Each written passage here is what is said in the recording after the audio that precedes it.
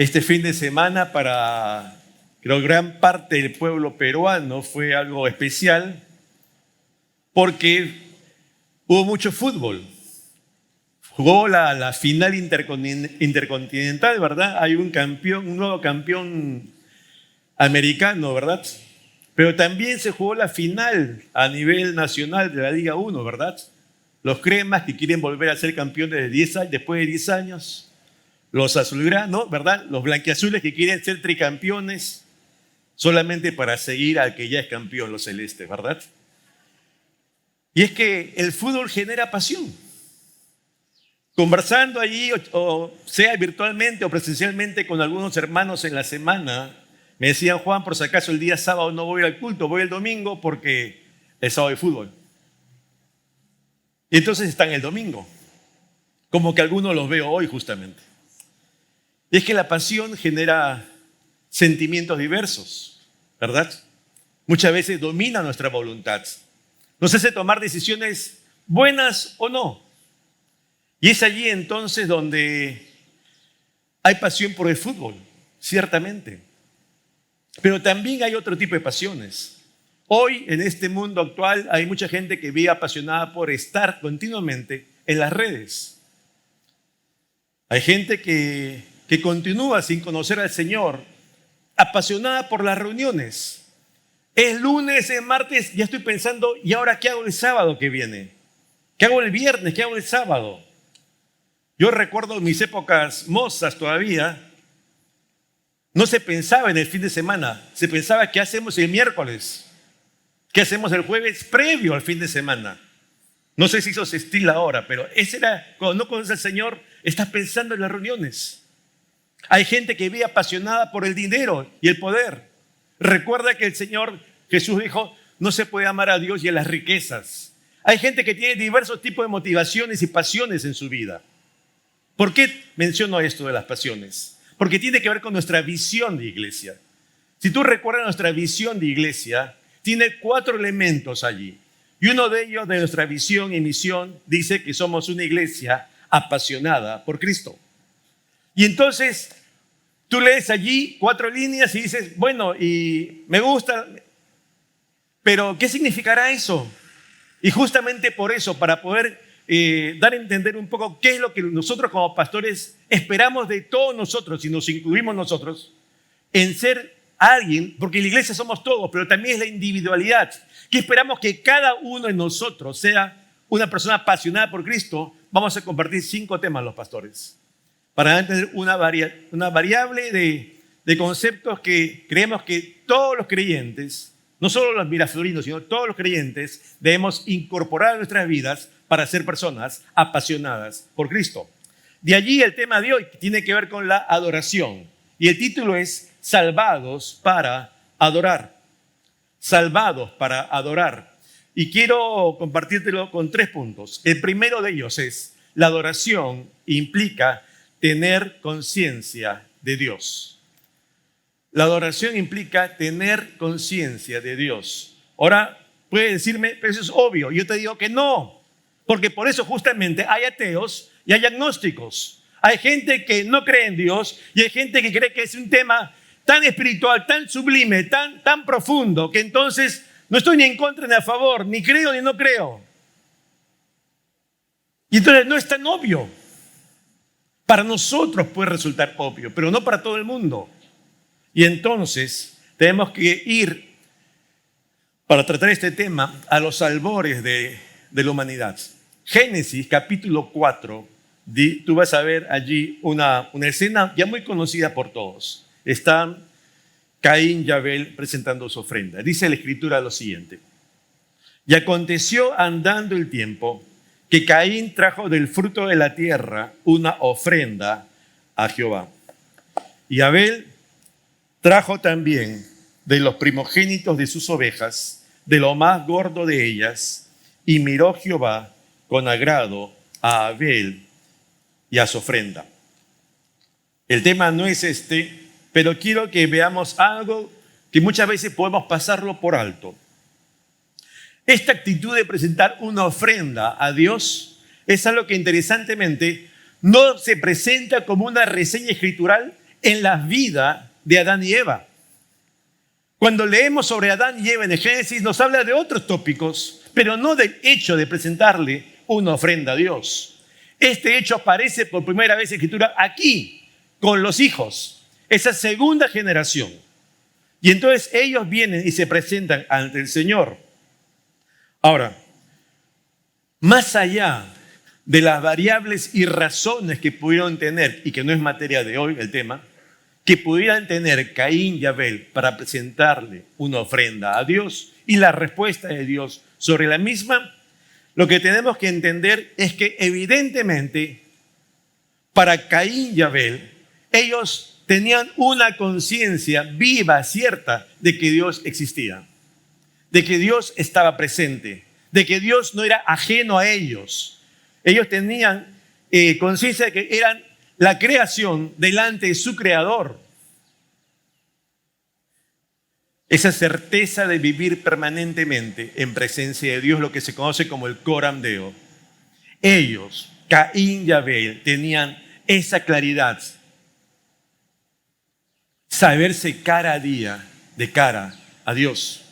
Y es por eso que vienen y pueden presentarle una ofrenda a aquel delante de quien tienen conciencia de que es, de que existe. Ahora, Jesús durante su ministerio, entre muchas cosas, transitaba por los pueblos y aldeas, ¿verdad? Y recorría predicando el evangelio y las mismas. Un día llega al pozo de Jacob, allí en Samaria, y se encuentra con lo que conocemos como la samaritana, ¿verdad? Y en ese diálogo entre la samaritana y Jesús, la samaritana le dice lo siguiente, lo escribe el apóstol Juan.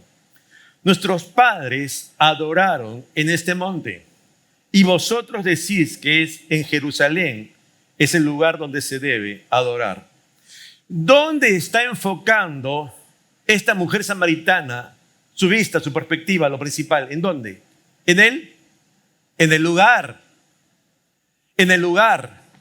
Y el Señor nos dice, eso es lo accesorio.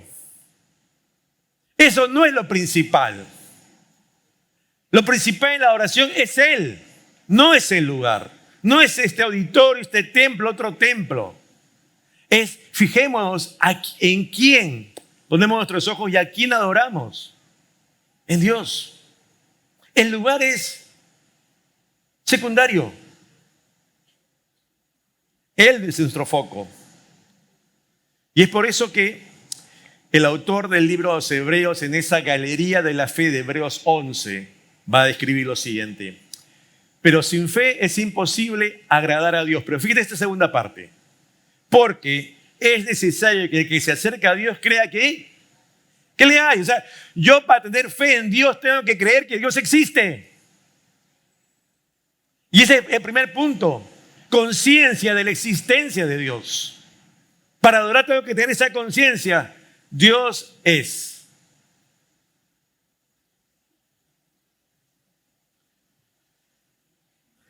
En cierta ocasión está Jesús ministrando también nuevamente y era día de reposo, era el Sabbat.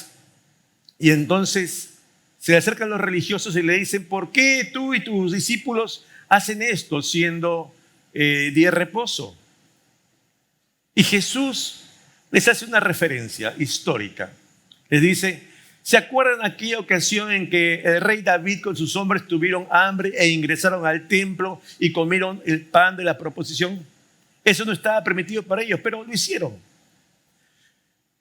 Los sacerdotes que pueden participar de ello quiebran el día de reposo para entrar en el día de reposo en el templo. Y en ese contexto Jesús le dice, pero yo os digo, uno mayor que el templo está aquí. ¿Dónde nos reenfoca el Señor? En Él. Todo lo demás es accesorio. Esto no me gusta, esto sí me gusta, pero ¿por qué no esto? ¿Por qué no lo otro?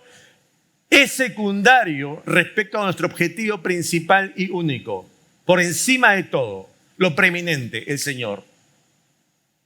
Y eso es lo que tenemos que tener presente siempre. Partiendo de la importancia de esta presencia de Dios, conciencia de Dios, hay un segundo punto. La adoración implica no solamente tener conciencia de que Él está, sino que hay que conocer a Dios. La adoración implica conocer a Dios, al Dios que adoramos. El apóstol Pablo, durante su segundo viaje misionero, iba por diversas ciudades y una de ellas llega a Atenas. Estando allí, él observa lo que está en la ciudad, cómo está la ciudad, y entonces él, y lo dice la Escritura, ve que es una ciudad entregada a la idolatría. Textual. ¿Qué significa ello? Literalmente la traducción allí de griego dice, está llena de ídolos. Entonces Pablo llega al Areópago y comienza a predicar. Y explica diciéndoles, veo que todos ustedes atenienses son más religiosos que el resto de la gente. Pareciera que es algo bueno, ¿verdad? Y entonces dice la razón por qué él les dice eso. Hechos capítulo 17. Dice, porque pasando y mirando vuestros santuarios, hallé también un altar en el cual estaba esta inscripción: al Dios no conocido. Y Pablo entonces agrega, al que vosotros adoráis, pues sin conocerle es a quien yo os anuncio. Pasando y mirando vuestros santuarios. ¿Qué está diciendo allí? Todo lo que son sus objetos de culto. En el sentido, sus imágenes, sus estatuas. ¡Qué religiosidad de este pueblo! Avasallante, más que en todas las demás ciudades, diríamos, del orbe conocido. Lo trascendente, Grecia. Sin embargo, ese Dios es desconocido y la palabra dice allí, por falta de conocimiento, se desconoce algo. No lo conozco porque desconozco justamente, no tengo la información suficiente para conocer. Y muchas veces pensamos que ser religiosos puede significar que somos adoradores de Dios, cosa que no lo es. Veámoslo aquí. Porque si no conocemos realmente al Dios de la palabra, podemos estar fungiendo religiosidad como los atenienses, incluso llegando a adorar a un Dios que no conocen.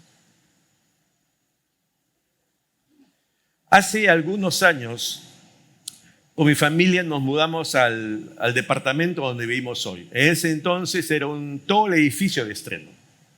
Y entonces nosotros conocíamos a nuestros vecinos de los diversos pisos y qué hacían los hijos, a qué se dedicaban, nos invitamos. Edificio nuevo, ¿no? Todos vecinos nuevos. Pero con el tiempo, algunos vecinos comenzaron a arrendar sus inmuebles y ya venían otros, conocías a los primeros. Otros comenzaron a venderlos. Y así pasaron los años y entonces hoy, por ejemplo, para ser en el presente, en mi piso hay 4 departamentos, uno de ellos es el nuestro. Pero los otros 3 vecinos no los conozco.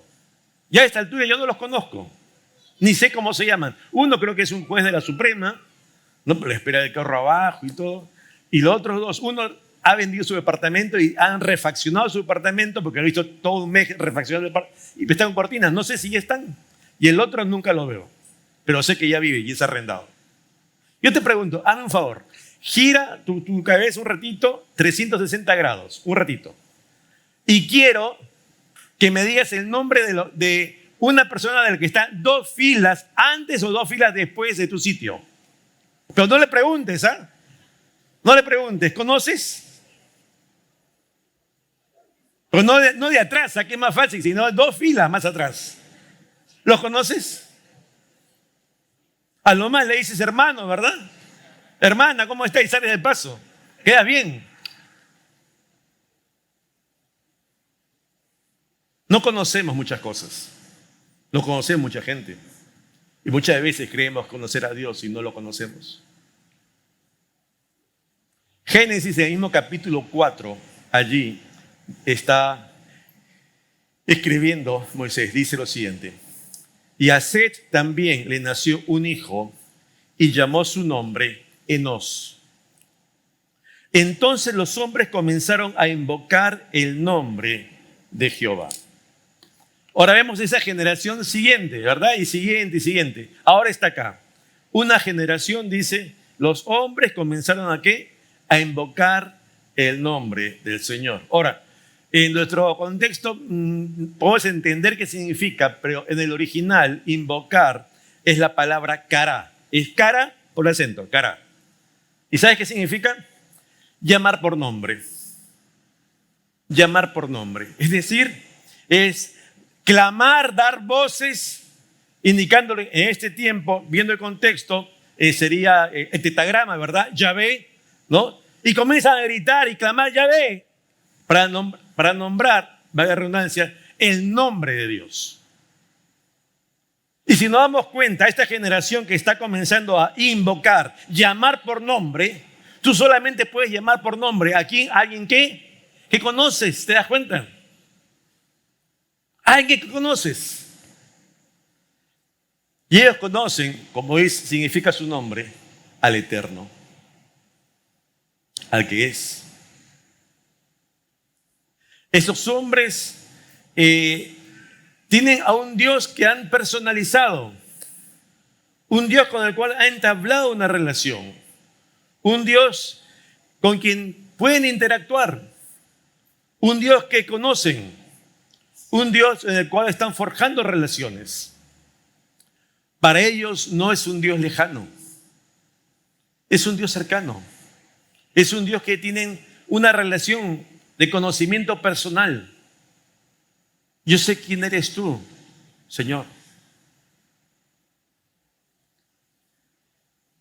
Y eso es lo que también necesitamos nosotros cuando tenemos conciencia, no solamente que Dios existe, sino que estamos llamados para adorar, conocerle bien. Porque este es el anhelo del Señor. Fíjate lo que cita el profeta Jeremías. Dice allí capítulo 9. Así dijo el Señor: no se alabe el sabio en su sabiduría, ni en su valentía se alabe el valiente, ni el rico se alabe en sus riquezas. Más bien, ¿qué? Más alábese en esto el que se hubiere de alabar, si hubiere algún motivo. ¿En qué? En entenderme y conocerme. En entenderme y conocerme. Y nos describe cómo es Él. Cómo es el Señor, que yo, el Señor, que hago misericordia, juicio y justicia en la tierra, porque estas cosas quiero, dice Él. ¿Se dan cuenta? Él anhela realmente que le conozcamos. Que los conozcamos. Porque no hay manera de conocer a alguien si nosotros no nos acercamos a esa persona. No hay manera de amar a alguien si nosotros no le conocemos. Y enfocándonos estrictamente en Dios, no hay manera de adorar a alguien si no le amamos y le conocemos. Si no es solamente ritos, religiosidad o idolatría. Por eso esta secuencia, acercarnos a Dios, conocerle, amarle, conlleva a luego adorarle correctamente y como Él pide, en espíritu y en verdad. La oración sin amor ni conocimiento de quién realmente es Él, entonces puede trastocar realmente lo que es la verdadera adoración. Y nos convertimos pues en religiosos, ¿por qué no en idólatras? Porque nada nos distinguiría de los religiosos atenienses que tenían una pluralidad de dioses y ellos decían que también adoraban a Dios y no a uno, a muchos. ¿Se dan cuenta? Aún al desconocido. Cuidado en pensar que somos adoradores porque venimos a los cultos los fines de semana. Tengamos atención que pensemos que somos adoradores porque cantamos. Pensemos que somos adoradores porque venimos a nuestro grupo pequeño o tenemos un servicio. No. Porque podemos estar viviendo como los atenienses, llenos de religiosidad, de objetos rituales, de santuarios. Pero no nos parecemos en mucho o en nada a los del camino que cita el libro de Hechos. La adoración implica conocer a un Dios 3 veces santo y reconocerlo como tal. La oración implica conocer a un Dios en todos sus atributos y magnificencia. La oración conlleva un reconocimiento de quién es Él, pero no desde nuestra perspectiva, sino lo que emerge de la Escritura, donde me dice efectivamente cómo es Dios. Y cabe la pregunta entonces, ¿cómo adorar a un Dios que no conocemos? ¿Cómo obedecer a un Dios que no conocemos? ¿Cómo honrar a un Dios que no conocemos? Quiero que escuches la estrofa de una canción. Es muy conocida, pero quiero que te percates por favor un instante de la letra. Por favor, si pueden poner el audio. Tu fidelidad es grande, tu fidelidad incomparable es, nadie como tú, bendito Dios, grande es tu fidelidad. Tu fidelidad es grande, tu fidelidad incomparable es, nadie como tú, bendito Dios, grande es tu fidelidad. Esta canción Gracias, probablemente gracias. la hemos escuchado muchas veces. Es un clásico, ¿verdad? Pero indistintamente de la canción, el tema es conocer a Dios. Y por eso, más que entonar un cántico de adoración, yo te pregunto, ¿tú conoces personalmente a un Dios que es fiel? ¿Conoces? Y no solamente en lo macro, sino tú has experimentado, y te pregunto, la fidelidad de Dios en tu vida. ¿Cómo? En estos tiempos, cuando nos quedamos sin trabajo, cuando vemos que hay cuentas pendientes por pagar, cuando estás buscando un empleo, cuando llegó el COVID a casa, ¿cuándo? Yo te pido que tú puedas identificar en tu vida, o sea, no un concepto, no decir, Dios es fiel, sino que tú lo interiorices, que comencemos nosotros a conocer a un Dios que es fiel, entre otras variables y atributos que tiene Dios. Pero que pueda decir, para mí, mi Dios es fiel. No como un concepto, ¿te das cuenta? Sino cada uno. Cuando decimos somos una iglesia apasionada, iglesia suena como fuente oportuna, todos a una, pero no es ninguno. No, la idea es que sea también, no solamente para todos, sino para ti en lo personal como para mí. Que Dios es fiel. Y entonces yo ya lo veo aquí, lo veo de esta manera. Te pregunto, ¿cómo es el Dios en el cual tú crees? ¿Cómo es el Dios en el cual tú crees?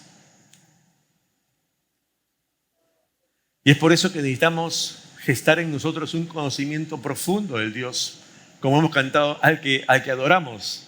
El Dios que adoramos, ¿cómo es el Dios que adoramos?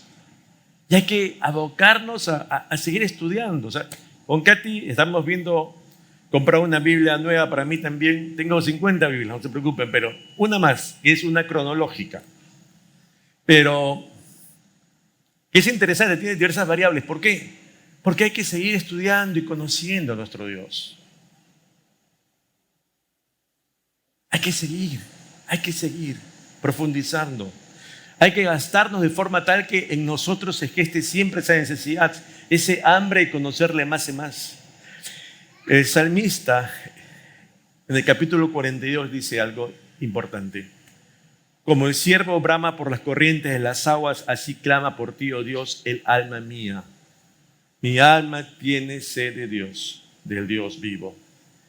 Y esta palabra brama y clama en el original es la misma palabra y significa aquel que anhela, aquel que suspira, aquel que desea con muchas ansias. Había un libro que se titulaba en adoración Mi respirar.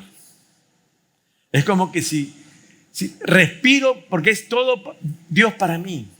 Y si dejo respirar, ¿qué pasa? Me muero, ¿verdad? Y eso es lo que está diciendo aquí, es que mi alma debiera clamar tanto y anhelar buscando tanto que si yo dejase de hacerlo, me muero. Y es por eso que necesitamos conocer más a Dios y necesitamos acercarnos más a Dios. Y eso depende de cada uno. Evaluar bien sus tiempos, nuestros tiempos, los míos también, para conocerle más. Pero un tercer aspecto es la adoración implica entonces exaltar a Dios, exaltar a ese Dios que conocemos. Mateo capítulo 2, versos 2 y 11 dicen lo siguiente. Recuerda el contexto, nació Jesús y entonces están los magos que han venido del oriente, llegan de Jerusalén, se turba todo, ¿verdad? Todo Belén, perdón. Y entonces, ¿qué pasa? Dice lo siguiente. Diciendo, ¿dónde está el rey de los judíos que ha nacido? Porque su estrella hemos visto en el oriente y venimos a adorarle. ¿Y qué pasó? Y luego van donde está. Y al entrar en la casa vieron al niño con su madre María. ¿Y qué hicieron? Y postrándose, lo adoraron. Procusneo. Inclinarse, postrarse, arrodillarse con la frente en el suelo. ¿Han visto los musulmanes? ¿Ustedes alguna vez se han arrodillado delante del Señor en lo privado y han inclinado su rostro al suelo? No es muy usual. Pero ese es realmente el significado técnico de adoración, postrarse de. Otros significados de besar la mano. ¿Ha visto que cuando viene una autoridad a veces le besan las manos? O le hacen la reverencia, ¿no? Ya vino Flora. ¿Cómo estás? Eso es. Otras acepciones del significado de esta palabra. Sin embargo, más que un tema físico, lo que hay que resaltar es el tema interior, el del alma, el del corazón, no el de la mente, la actitud. Porque el verdadero adorador tiene que tener conciencia delante de quién está conociéndole, de su dignidad, de su majestad, de su autoridad. Y entonces, conociéndole, vamos a reconocer efectivamente a la luz de su palabra, ¿por qué hago esto? ¿O por qué no? Y muchas veces podemos pensar que estamos haciéndolo correctamente. Y no es así. Porque estamos trastocando sin darnos cuenta algunas veces situaciones de adoración, objetos de adoración o personas de adoración.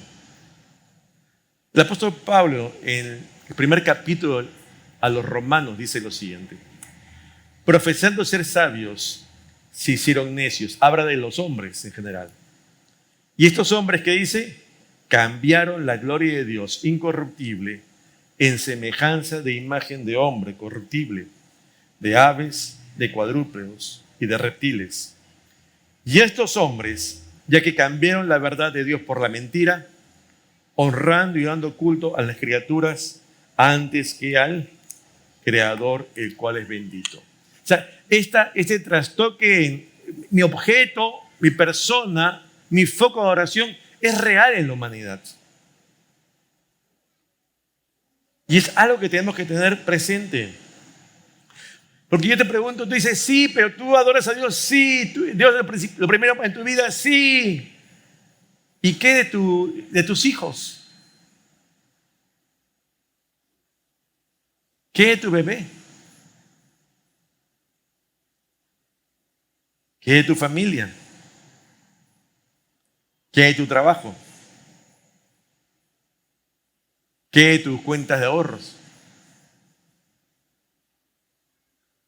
¿Qué hay de tu puesto? Porque muchas veces decimos, sí, es lo mejor, es lo primero, pero en la práctica ya no es tan primero, es segundo, tercero, cuarto. Porque hay algo que para mí resulta más importante que Dios. Y entonces tú dirás, pues yo no tengo imágenes, pero tienes a otro ser en tu corazón que prima. Y es algo que tenemos que tener presente. No desviarnos del real foco de oración que debe ser nuestro Dios, por encima de todo. Y es por eso que, conociéndolo bien, vamos a poder exaltarlo debidamente. Quiero que escuches una nueva canción, una estrofa también. No voy a cantar para que no se vayan, no se preocupen.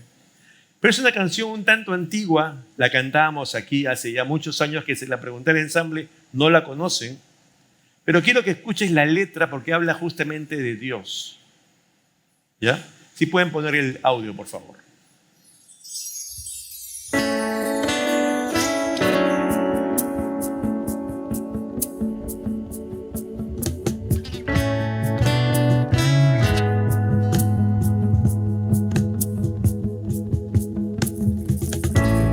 Dios supremo eres,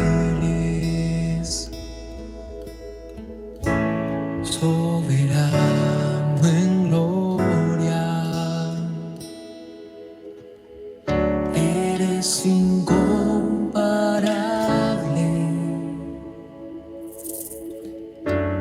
en tu hermosura, eres incomparable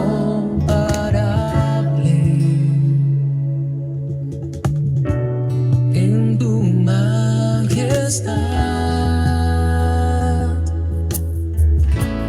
No hay otro Dios como Él, no hay otro Dios como el Señor. No lo hay en los cielos, no lo hay en la tierra, no lo hay en el mar. Dios como el Señor, Dios como tú. Es una canción que habla de Dios, ¿verdad? Eres supremo Dios, soberano, incomparable. Nadie como tú. Y creo que lo que tenemos que aprender nosotros es a interiorizar en nuestras vidas no solamente conceptos como tal vez de una visión y misión que tú dirás qué bonito, pero que no significa nada finalmente para ti. Ah, Dios es fiel, pero ¿cómo se ve en tu vida? ¿Cómo se expresa? ¿Cómo se ha manifestado esa fidelidad en tu vida? Dios es supremo, es soberano. ¿Cómo se evidencia eso en tu diario andar, en mi diario andar? Date cuenta. No hay otro Dios como Él. Y eso es lo que tenemos que considerar. Que ese conocimiento que nos lleva a exaltarle parte de un conocimiento personal, parte de un conocimiento íntimo, consciente, cuyas valoraciones no dependen de mis emociones, sino de lo que emerge de el escrito está. Y es entonces donde yo aprendo a conocer a ese Dios que se ha revelado ya. Porque no es por mis experiencias, no es por mis emociones, ni por mis sentimientos. Y es allí entonces donde yo tengo que comprender ello. Y entonces cuando nos congregamos colectivamente, como hoy, ¿no?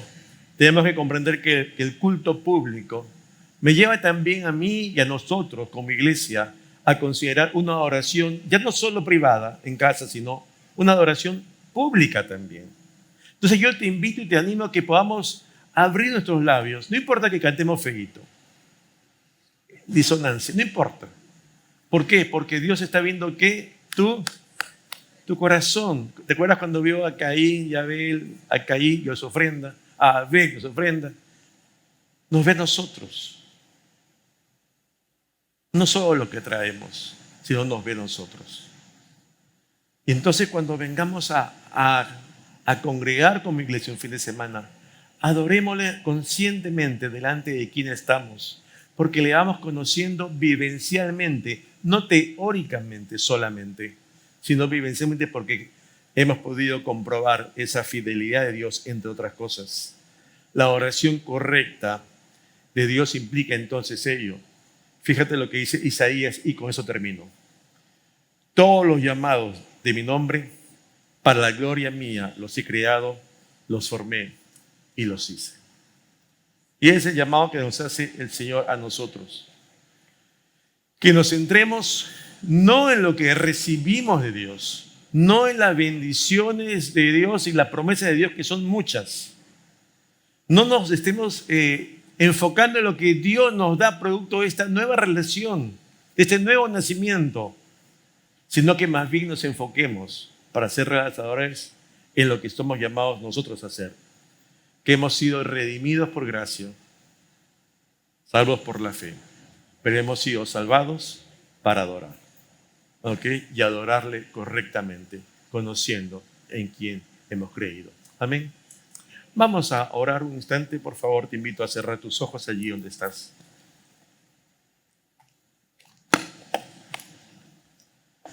Padre, bueno, te damos gracias en esta mañana por este tiempo.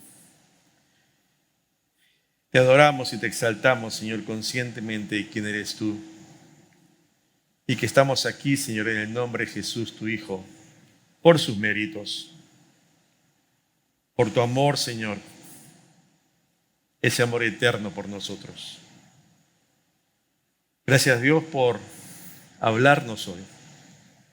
Te rogamos, Padre, en el nombre de Jesús, que seas tú afincando esta palabra, cual semilla en nuestro corazón, que rinda fruto y que dé frutos que finalmente abunde para tu gloria.